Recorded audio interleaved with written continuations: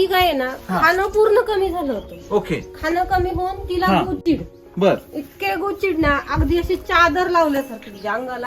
असं आता बघितलं ना एक सुद्धा कुठं नाही सापडलं. ही गाई 8व्या महिन्यातच गेली म्हणजे बर. घाबरली एक प्रकारे. बर. तर हिची परिस्थिती अशी होती की जर तिला तिची ट्रीटमेंट चालू करायला 2 डॉक्टर झटत होते बर. हा. वासरू बाहेर काढताना. बर. तर गाय अक्षरशः डॉक्टर शेवट म्हणले गाई जगन म्हणून गॅरंटी.